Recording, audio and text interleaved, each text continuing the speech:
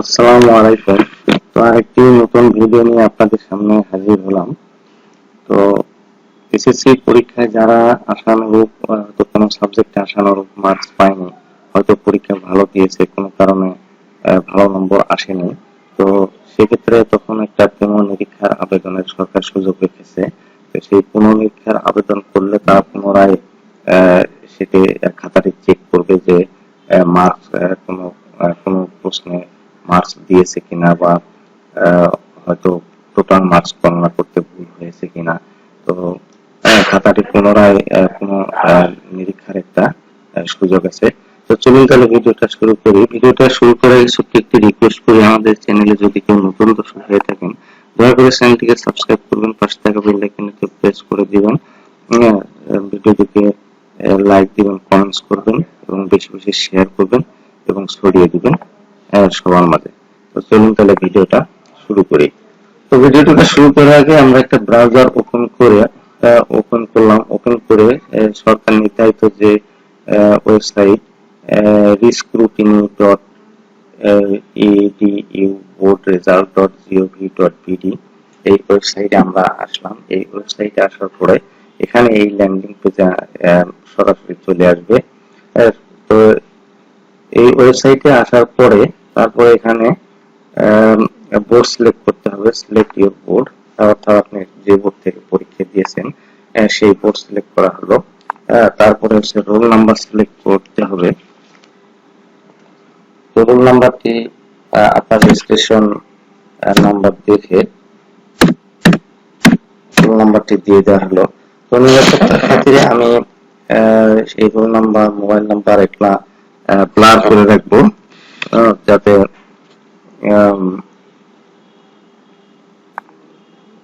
Blur করে রাখা হবে।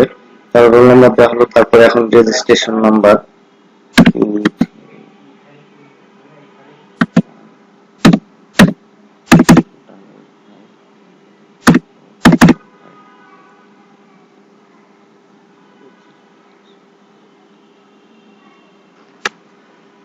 তারপরে রেজিস্ট্রেশন নাম্বার দেওয়া হলো। দেওয়ার পরে তারপরে এসে টাইপ অফ এক্সাম এসএসসি, এটা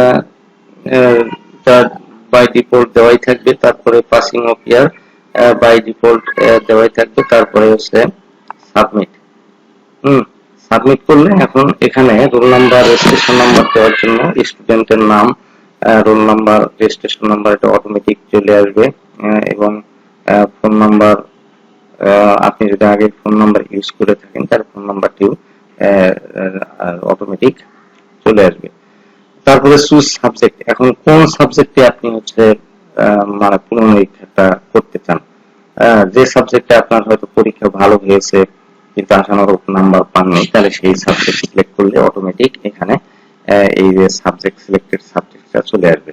তো আমরা বাংলাতে আশানুরূপ নাম্বার পাইনি, যদিও আমাদের গোল্ডেন এ প্লাস রেজাল্ট এসেছে, কিন্তু বাংলাতে আশানুরূপ কাঙ্ক্ষিত নাম্বারটা আমরা পাইনি। এই জন্য এখানে বাংলা সিলেক্ট করব। বাংলা সিলেক্ট করলে যে বাংলার কোড 101 102, এই যে 101 102 অটোমেটিক এই যে ডান দিকে চলে আসে 101 102।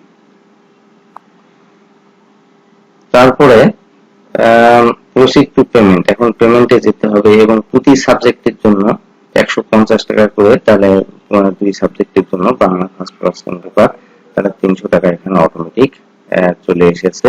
তো এইটা আমাদেরকে পেমেন্ট করতে হবে। তাহলে যে পেমেন্ট প্রসিডিউরে ক্লিক করতে হবে। পেমেন্ট প্রসিডিউরে ক্লিক করলে তাহলে এখানে পেমেন্ট প্রসিডিউরে করলে তাহলে এই যে total payable 300, this fee can be paid by via several payment solution providers.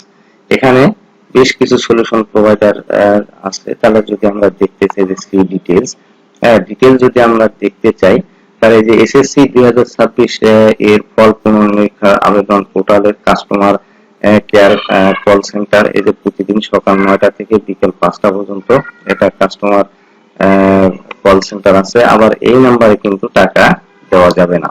SSC পরীক্ষার 2026 এর ফল পুনর্নিরীক্ষণের আবেদন ফি জমাদান পদ্ধতি, তাহলে এখানে পেমেন্ট সলিউশন আছে যে বিকাশ, নগদ, তারপর সোনালী সেবা, সোনালী ওয়ে, ডিডিবিএল, রকেট, উপায়, সবগুলোই আছে এখানে মোবাইল ব্যাংকিং। তো আমরা যে বিকাশে যেটাতে আপনার ব্যালেন্স আছে সেটাতেই করতে হবে। তো আমরা এই যে বিকাশে এখানে আমাদের ব্যালেন্স আছে, বিকাশের মাধ্যমে আমরা পে করব। তো বিকাশে এখানে হচ্ছে তারা এখানে বিকাশে কিভাবে পেমেন্টটা করবেন সেটা এখানে দেওয়া আছে। তো এখানে আমরা যদি এটা জুম করে এখানে দেখলে এখানে বিকাশ অ্যাপস এর মাধ্যমে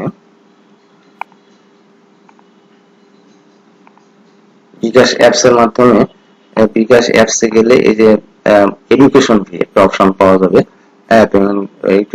এডুকেশন ফি অপশনে গেলে তারপরে এখানে এসএসসি 2024 স্কুটিনি এই অপশনটা পাওয়া যাবে। তারপরে পাওয়া গেলে এটা সিলেক্ট করলে অটোমেটিক্যালি এই স্কুটিনির এগেইনস্টে একটা নাম্বার তারা অলরেডি দেওয়া আছে অটোমেটিক, সেই নাম্বারে এখানে তারপরে যে এখানে দিতে হবে ঢাকা বোর্ড দিতে হবে, পাসিং ইয়ার দিতে হবে, রোল নাম্বার দেওয়া লাগবে। রোল নাম্বার দিলে এই রোল নাম্বারের এগেইনস্টেই এই টাকাটি জমা হয়ে যাবে। হ্যাঁ, তাহলে এই যে রোল নাম্বার দিলে স্টুডেন্ট নাম দেখাবে, তারপরে এখানে তারপর এই যে পিন নাম্বার দিলে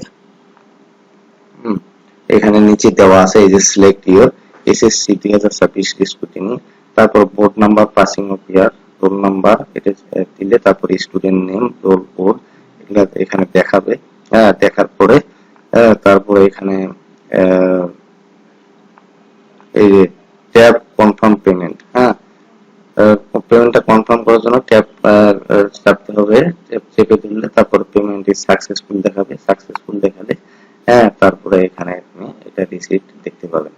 তো এইভাবে তাহলে মানে বিকাশের মাধ্যমে এইভাবে আমরা এখন পেমেন্টটি করব। তাহলে এগুলো আমরা রিমুভ করে দিলাম, দিয়ে তাহলে এখন আমরা বিকাশের যাব।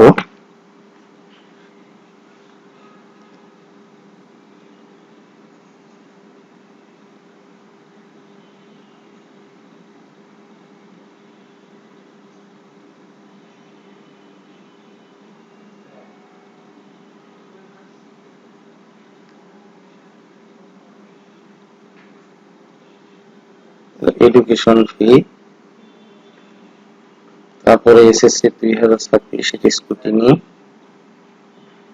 তারপরে বোর্ডের নাম ঢাকা বোর্ড, পাশের বছর 2026, রোল নাম্বার দিতে হবে,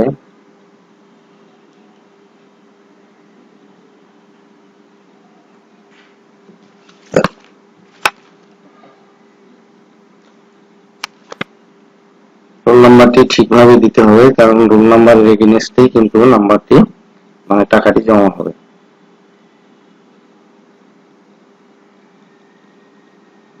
তাহলে রোল নাম্বার দেওয়ার পরে তাহলে আমার এখানে স্টুডেন্টের নাম কিন্তু অলরেডি চলে এসেছে। তারপরে আমরা এখানে আমার যেহেতু দুই সাবজেক্টে 300 টাকা পে করতে হবে। তারপর পিন কনফার্ম করা হলো, পিন কনফার্ম করলে তাহলে এই যে ট্যাপ করে চেপে দেব, চেপে ধরলে তাহলে আমাদের পেমেন্টটি সফল হয়েছে।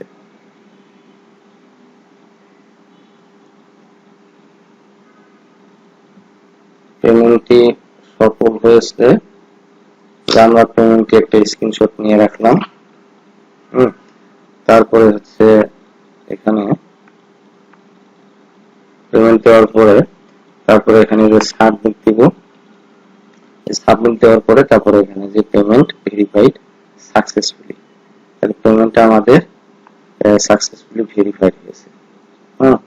তারপরে এখানে তারপরে যে thank you, your application has been submitted successfully, আমরা একটা স্ক্রিনশট নিয়ে রাখলাম।